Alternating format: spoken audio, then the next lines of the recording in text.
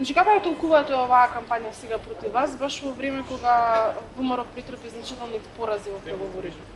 Зошто баш сега кампања? Ова акција со овие идиотски флаери е дело на една кретенска монумента која веќе подолго време се обидува да ме интимидира, да ме загрози, да ме исплаши, не само мене, туку и членови на моето семејство. Не само мене и моето семејство, туку и многу други луѓе, нивните семејства.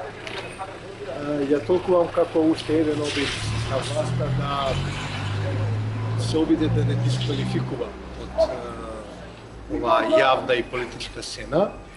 Тој обид се разбира нема да успее, бидејќи ние горе-долу и се навикнавме на оваа приказна. Јас лично веќе ги доживувам овие напади како нешто речиси нормално, што значи се навикнувам на ненормалноста во моето живење. Не очекувам помош и подршка од никого, најмалку од полицијата, најмалку од јавниот обвинител, ни од полицијата во време кога министер беше од ВМРО, ни сега кога министер од СДСМ. Едноставно ова е дел од овие глупости се дел од нашите животи, дел од мојот живот. Дали може да се поврзе некако актуализирањето повторно на меѓуетничките односи, на дисквалификациите на целите кампањи со овие односи, со овие процеси што ги имаме поврзани со СДСМ, ВМРО и преговорите и нивните отстапки во самиот процес на преговори? Во принцип да, затоа што станува збор за еден процес на разрешување на политичката криза. Тој процес, порано или подоцна, ќе заврши со демисија на Никола Груевски, со пат на овој режим. Јас не сум песимист дека тоа ќе се случи многу лесно и многу брзо, некои други, но сум сигурен дека тоа ќе се случи.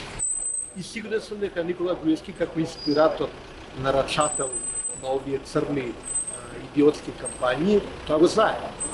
И да, има врска со тие настани. Тоа е обид да се дефокусира вниманието од очигледно политичката траекторија на ВМРО на тие преговори. Се чувствувате ли загрозен лично? Да, сум загрозен лично. Имам неколку искуства во последните месеци и јас и велам и членови на моето семејство. До сега уредно ги пријавував тие настани. Ништо не се случи, ништо нема ни да се случи. Велам, не очекувам помош, подршка од никого, најмалку од луѓето што се платени да се грижат за нашата безбедност и сигурност. Ова парче хартија е повик до луѓето, тоа се става, знаете, под вратите им се дава на луѓето на рака и така натаму. Тоа е повик до луѓето да тргнат кон физички напади на личностите кои се на потребницата. Тоа е очигледно. И тоа е дефинитивно загрозување на безбедноста на тие луѓе и на мене.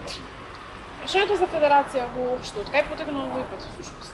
Вие го начнавте во Колуна, но изворот е од друго место. Прашањето за федерализација на Македонија јас не го начнав. Не бев тој јас што го начнав тоа прашање. Прашањето го начна владата на Република Македонија.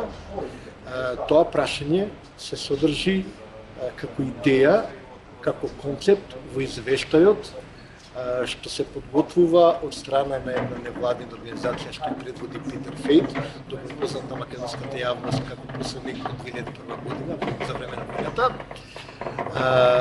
Тој проект, тој извештај во кој се заговараат потези кои водат кон федерализација на земјата, го плати владата на Република Македонија, со која раководи премиерот Никола Груевски и неговиот личен и добар пријател, он од кој што веде дека каменото од блиску доаѓа, тоа е Муса Џафери, министерот за имплементација на рамковиот договор, конкретно за 200.000 евра.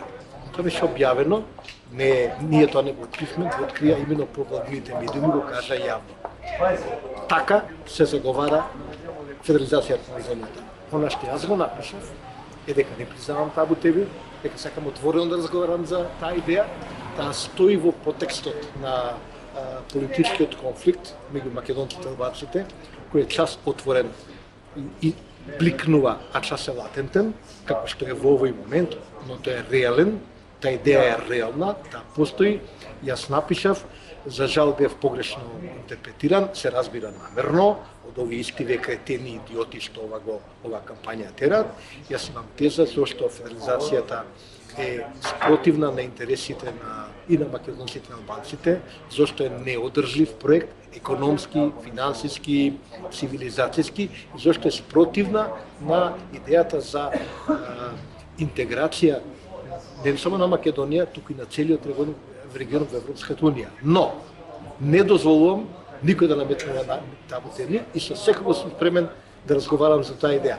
Сега тоа во вакво ненормално општество како нашево е невозможно, се доживува како повик на федерализација и јас велам навикнат сум на тоа, на толку будали и неписмени во оваа земја може едноставно да им се прости. Како да вие сте против оваа идеја и зошто мислите дека намерно и погрешно сте интерпретирани? Затоа што е потребно да се изврши дисквалификација на одреден број луѓе. Овдека пишува дека овие луѓе не заслужуваат да добијат доверба. Јас не знам кога сум чекувал дека треба да добијам доверба. Јас не се кандидирам за ништо. Мојата доверба ја стекнувам секој ден пишувам колумни, секој ден уредувам подиуми и за мене народот гласа секој ден. И фала Богу имам публика, имам доверба толку колку што јас дека треба да има една личност од мој калибар, но никој очигледно по принципот на препознавање на така наречените алфа мажеци смета дека јас сум некој барабар со еден посателски кандидат, со еден лидер на партија, некој што дополнително треба да стекнува некаква доверба и порачува на тие кретени и идиоти да не се секираат, да се имам намера сега да се борам за некаква политичка кариера и така натаму. Јас се сметам се уште за доволно млад, за доволно зелен и за доволно обседна со мојата кариера, да се пишувам, да работам во професијата што си ја сакам. Сега, не можам да им помогнам. Тоа се луѓе велам со психопати кои имаат своји проблеми и едноставно мора да ги издржиме, тоа е тоа.